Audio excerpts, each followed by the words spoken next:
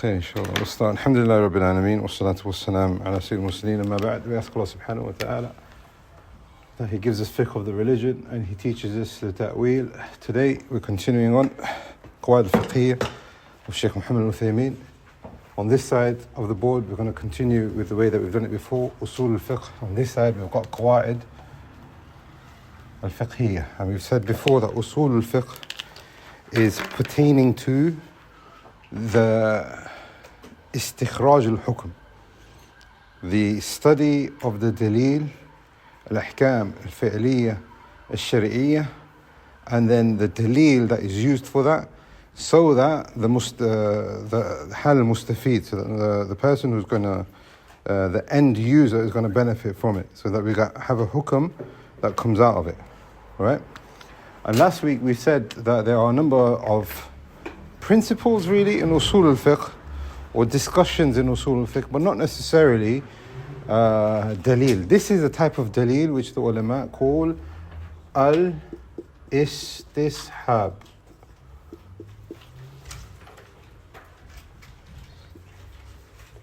My handwriting is even worse in Arabic. Al-Istishaab.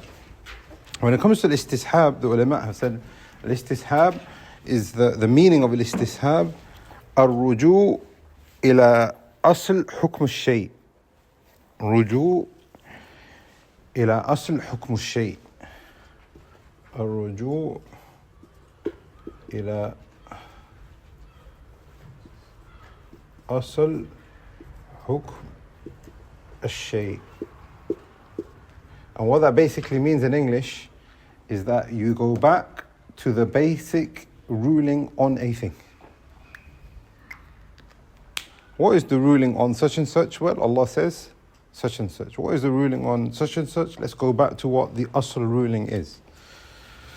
This is al-Istishab. And from al-Istishab, so this is the process of al-Istishab basically. A mujtahid in usul al-fiqh will say, okay, here's so much dalil. What is the ruling on something? If he can't find conclusive evidence, he'll go, right, let's go back to the basic. Right? So for example, let me give you an example of istishab. This is a question that I received earlier today. I want to sell henna. And I want to do the patterns and the designing for sisters. But some sisters will come and they'll use it for tabarruj, and others will not use it for tabarruj. What do I do in that scenario? So we'll say, let's go back to the asl. If you know that they won't make tabarruj with it, the asl is that it's permissible. Ahallallahu al-bayt. But if you know that they are going to use it in something which is incorrect, وَلَا تَعَوَنُوا الْإِثْمِ وَالْعُدْوَانِ. Therefore, this is what the mujtahid will do. Like, for example, what do you do in this scenario?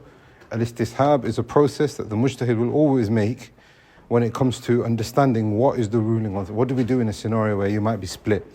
Now, from al-Istishab, we have a number of things that come out of it. Okay, and I'm just going to mention maybe 2 or 3, but there's a lot. There's probably like more than 10 probably. One of them is that you go back to the original ruling and it still applies. So, what is the ruling on us, for example? I'm going to give you an example where the scholars have differed based on al-Istishab. What is the ruling on us, for example, praying Salat al-Istisqa? Istisqa is when there's a drought. We haven't had rain for a number of days or maybe even months. Yeah. So the Muslim ruler will say, right, go out there and pray Salat al-Istisqa. The rulings on that, you will find that in the books of fiqh and your classes of fiqh. The Prophet ﷺ did Istisqa. Now this Salat al-Istisqa, does that apply today or not? The majority of the ulama have said, look, the origin of the ruling still applies. Whereas the Hanafis say no.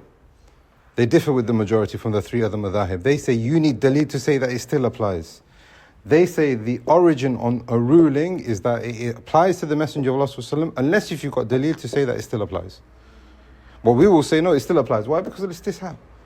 Ruju' ila hukm al-shay', meaning the asl of al-Istisqa is that he did it, and if there's a drought, that's what we'll do. Another thing that comes from al-Istishab is that the ruling remains until you have dalil to say otherwise. And we've seen examples of this before when we were looking at tahara, right? I've got wudu, I did wudu. Can I go the whole day without doing wudu again? We'll say, yeah, well, istishab.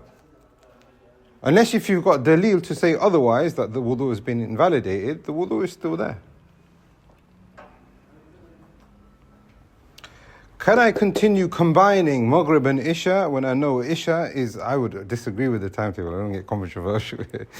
But even if you're praying 11:30, 11:45, I don't agree with that. I think that the redness does disappear, but it's pretty late, like midnight, past midnight, maybe even 12:30 probably. But I think it does disappear. Now, if we're going to say that you can't stay up till 12:30 every single night, let's go back to the asl hukm. What is the asl hukm?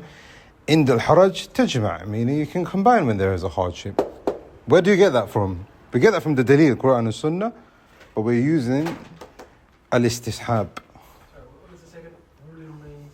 Ruling remains until dalil to say otherwise.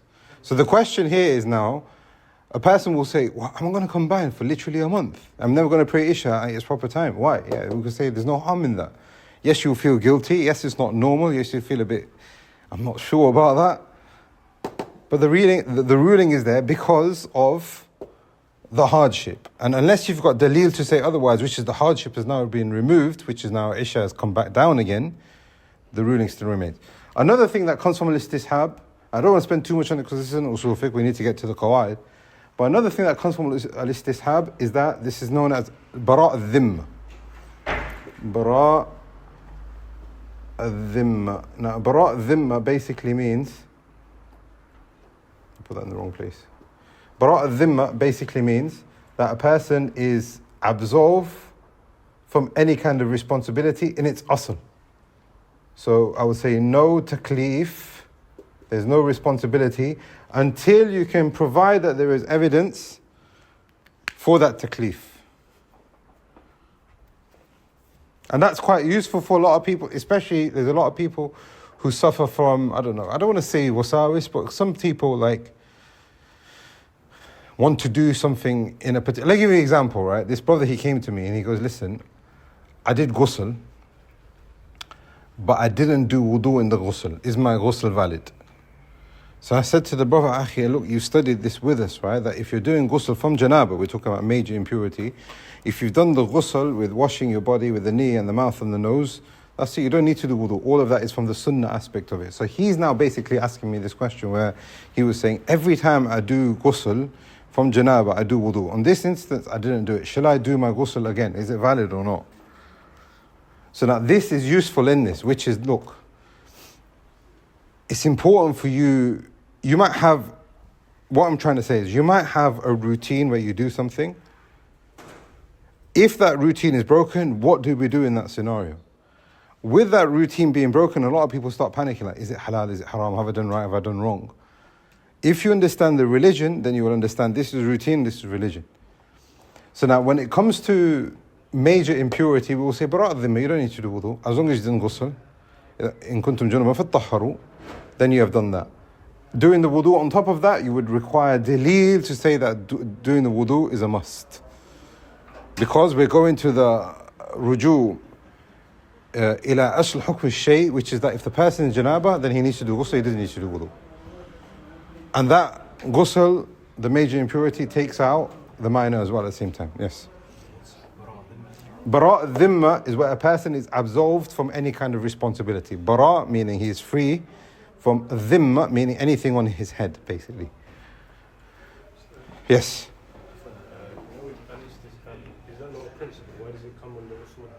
Good, because it's a tool that they use to apply the usul of the fiqh. So now here, the mujtahid, when he's looking at a ruling on some of the examples that we've just given here, he will come to a conclusion using al-istishab as a tool. And there is a difference of opinion between the ulama that some of these, are they tools or are they dalil in itself? So for example, some of the madhahib, they will say that al-qiyas is a tool and it's not dalil. The Hanabila, some of them, they say that. That qiyas is a tool that the mujtahid will use. But it's not necessarily dalil in itself. Let me just go back a step here. When it comes to usul al-fiqh, like we have said here, it's the study of the dalil, yeah? Dalil at the top. Now, the dalil is of two types. There's the asl al-dalil, as some of the ulama have called it, and then there's the dalil al-far'i. I'll just put down furu' here. So now here, the scholars of usul al-fiqh have said that the asl dalil comes from kitab and sunnah, from the wahi. So we will call that wahi. Some of the people who engage in usul al-fiqh, you have to understand that different madhahib engage with usul al-fiqh. So the Mu'tazila engage with usul al-fiqh, the Ash'ari engage with usul al-fiqh, etc. Some of them have said that the asl dalil is from the kitab and then the sunnah. Nothing wrong with that on face value. But the reason why they split it up is because from some of the sunnah they end up rejecting. They say, well, it's ahad, we can't take it in aqeedah, we can't take it even in practice, etc. Therefore, some of Ahl Sunnah have said that asl dalil, kitab and sunnah, all of that is included in wahi. So that we don't then differentiate between anything which is correct going back to the Messenger of Sallallahu, whether it's mutawatir or whether it's ahad. Anything which goes back to the Messenger of Sallallahu in a sahih chain, whether it's Quran or whether it's hadith, we'll call all that wahi. That's the dalil asli, shall we say. Then you've got the dalil far'i. Now, dalil far'i is anything which is also dalil, but it has to be in conformance with the dalil asli. So, for example, that 1, 2, right? Now, ijma. Can you have an ijma which goes against the kitab and the sunnah? Impossible. Therefore, we will say that that is dalil in itself because it conforms to the dalil asli. Can you have qiyas which goes against the kitab and sunnah? Again, you can see where we're going with this. Qawl al-sahabi. Al-Istishaab is an example of that, right? So now here, we can understand that dalil is of kind of like two categories. The asli and the far'i. We will say that the asli, everything goes back to kitab and sunnah. Anything which contradicts the kitab and sunnah, even if it's called a sahabi, even if you've got a statement of a companion which goes against the kitab and sunnah, we will say, well, we respect him, we will accept it, that he had that opinion and he said that thing, but it might not necessarily be the more correct opinion. And there's so many examples of that, right? So for example, Abdullah ibn Abbas, he said, إِنَّمَا riba nasi'ah, that's it. Riba is only of nasi'ah, there's no riba fadl. You know what nasi'ah and fadl is, yeah? Nasi'ah is when there's been a delay in handover. He said you can't do that. But fadl, you can do that. So if I give you 2 for 1, that's all right. It said that he returned back from that when the dalil asli was presented to him, but this is just an example of that. So now all of this is now in the far'i.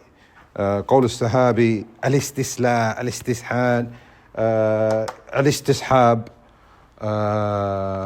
al-urf. There are so many different things. I mean, some of the ulama have said that the dalil goes up to 14, maybe even up to 20 actual dalil that the mujtahid will use, but it all has to go back to the dalil asli. So now here we come back to the question, which is al-istishab.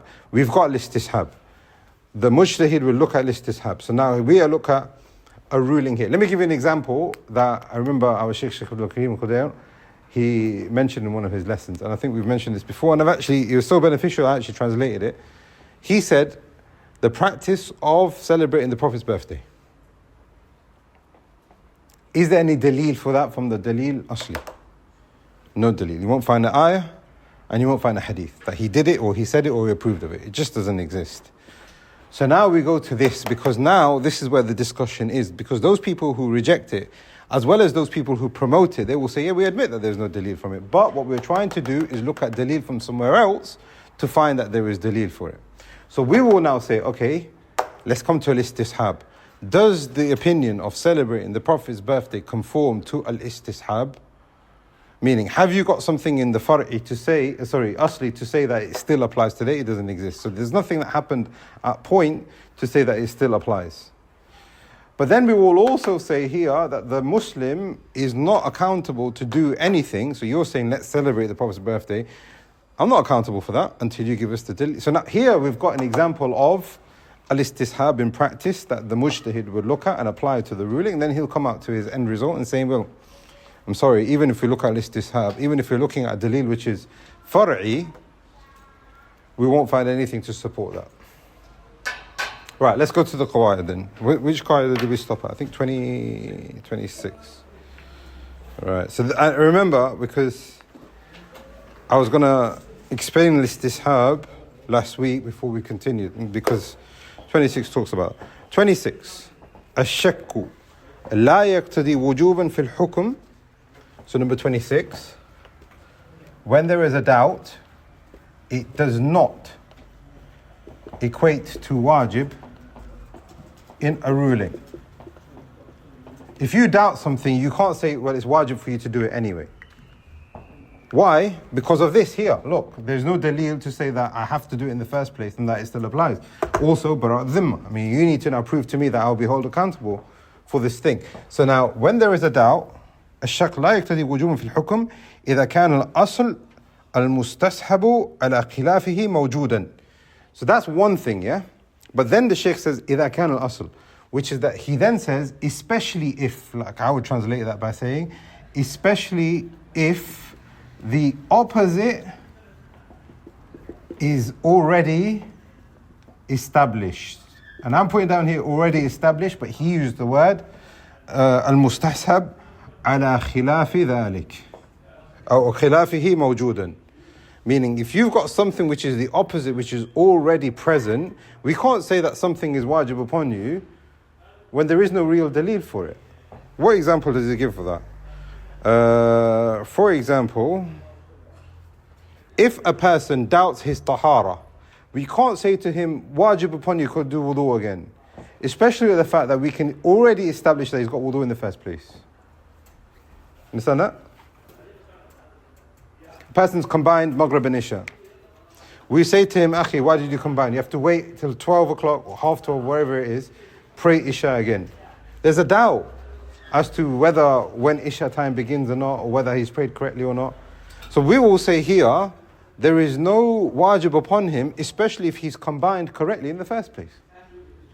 A question that I received earlier, this brother, he's saying that he's going from country A to country B. Country A, he's leaving at Maghrib time. So he's going to pray Maghrib and Isha, then he's going to embark on the plane. He's traveling back in time. So he arrives on the same day in the morning. So he's leaving Friday, 8 o'clock, pray Maghrib and Isha, get onto the plane.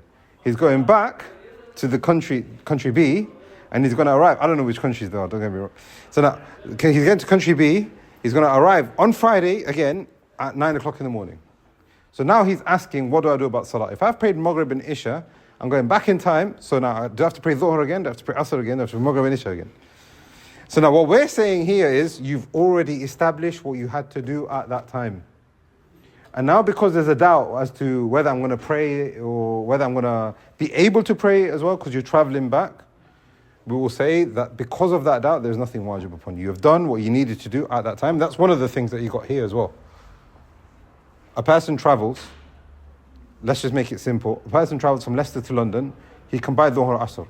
He arrives here at 5 o'clock, before Asr has already begun. Do we say to him, pray Asr again? No. Why? Because he didn't know whether he's going to get here for Asr. He made that decision at that point. So he already established something which is already for him to do. Therefore, we won't say you have to do something wajib again. And that's one of the things that you can put when it comes to al-Istishaab, which is that if you do something which you think was correct at that time, but then later transpires that, you could have done it another way, we will say you don't need to do anything again. That comes from the benefits of al-Istishaab. The Shaykh gives an example of tahara as well, yeah. What's the difference between this and That's what he says here actually. He says, لأن الشك لا يزال or لا يزيل اليقين. And this is similar to al-Istishaab. So now here, al-yaqeen la yuzal shak, that is a qa'idah. But here we've got usul. That is a qa'idah to understand fiqh. But it's not dalil. Therefore, there is an overlap, there are similarities, but here we are looking at, okay, where do you come to the end result and what dalil are you using? You see the difference there? So there will be an overlap, yeah. Number 27, al-aslu fil wajibat al-fawriyah.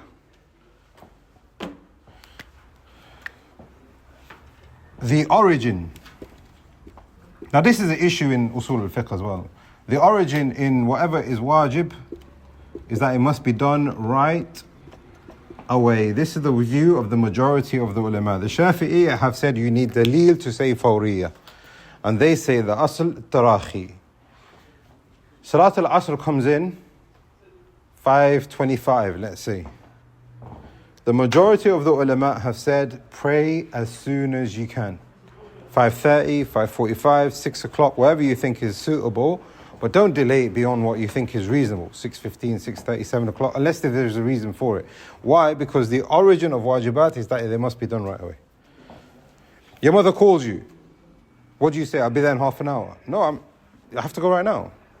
Why? Because when it comes, this is now even just like culturally speaking, like, logically speaking, that if somebody's telling you to do something, you do it right away. You don't wait. This is the view of the majority of the ulama. Al-aslu fil awamir kullaha wajib wa ghayru wajib fawriya. And then the Shaykh goes on. And he gives the dalil, fastabiqul khayrat, and there are other evidences for this as well. Al-fard, number 28. Al-fard la yanbani an-nafl. Now here, the Shaykh actually says that this is not a qa'idah. لا ينبغي أن تقول القاعدة هكذا. It's not befitting that you just leave the qa'idah like this. But this qa'idah actually has some kind of preference or precedence to it. Let me just write this down. Wajib cannot be built or established on something which is mubah. Now here in usul al-fiqh, we did the ahkam al-khamsa last week, yeah? Which is, you got wajib, you got mustahab, you got mubah, you got makruh, you got haram. In usul al-fiqh, what they have said is mubah is something that if you do, you won't get rewarded, and if you don't do, you won't get punished.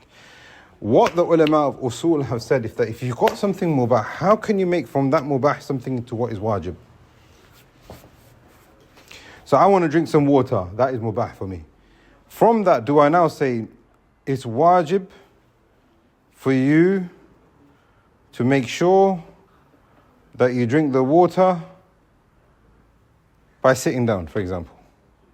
Or that it's wajib for you then to drink it in 3 sips. They say that this doesn't exist. That if you started something which is mubah, it continues to be mubah because it's mubah in its asl. Unless, like we have said from the actions of the Messenger of Allah ﷺ, unless if you've got a fixed characteristic to say, okay, you can do what is mubah, but we will put a qaid on it. We will put, a restriction or a ruling on it. You can eat what you want, but just make sure you eat with your right. You can eat what you want, but make sure you eat what's closest to you. You can eat what you want, say Bismillah, Alhamdulillah. So now, what we will say here is that the Shaykh is saying here, you can't just leave it open like that. لا ينبغي أن تكون القاعدة هكذا بل يقال في القاعدة, what should be said, إنه إذا اجتمع موجب وغير موجب غلب الموجب. So now here, the Shaykh, remember the Shaykh, he gave lessons on al-Qawaaid al-Fiqhiyyah. This is how this book came about. One of his students have put down 1, 2, 3, 4, 5, 6, right? And then he gave it to the Shaykh, and the Shaykh is not denying the fact that perhaps it came up or he said it like this, but he is now revising the way that it should be said. It's an important benefit, that. So what he is saying here, don't just leave it like that. What this principle means, now this principle has a number of meanings, right? So now we were saying here, from the scholars of usul, they have said that you can't have something which is wajib, which comes from something which is mubah. However, what you can say are 3 things that come from this. I'm just going to put these 3 in a different color so it's clear. The Shaykh is saying here, number 1, what does he say? If there is something which is wajib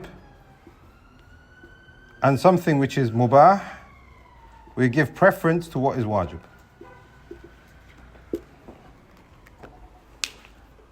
You want to drink the water, so you're about to go and drink the water, your mother called you. What do you do first? Wajib. Another thing that you get from this isn't from the Shaykh, but I'll add a couple of benefits from this qa'idah, is that you can't change nafil to wajib. Person comes in, he wants to pray tahiyatul masjid. Allahu Akbar. Oh yeah, I haven't prayed dhuhr yet, so I'll just change my intention mid-prayer. Can't do that. The person wants to fast Ashura, starts the day fasting. I owe some days from Ramadan, so I make my niyyah now. Not possible. Why is it not possible? Because you can't build upon something which is mubah, something which is wajib.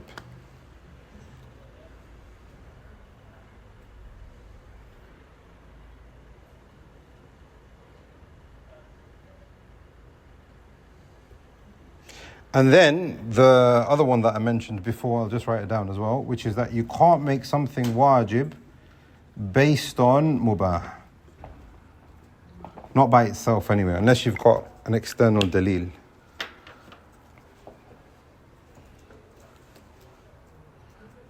What does the Shaykh say?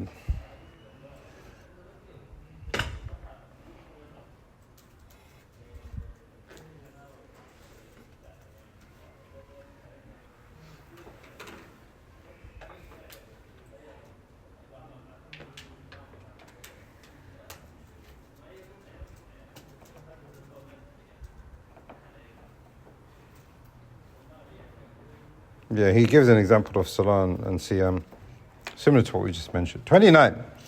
ما ثبت في الفرض ثبت في النفل إلا بدليل يقتضي التفريق. 29. Whatever applies to wajib applies to nafil. So if a person is fasting a nafil, we will say the same rulings apply as they would if he was doing a wajib fast. So it's the same nullifiers, it's the same sort of, unless if you've got dalil. So now the dalil helps us understand that when the nafil fast, you can make your nafil, you can make your intention midway. But with the wajib one, you need to have the intention before fajr.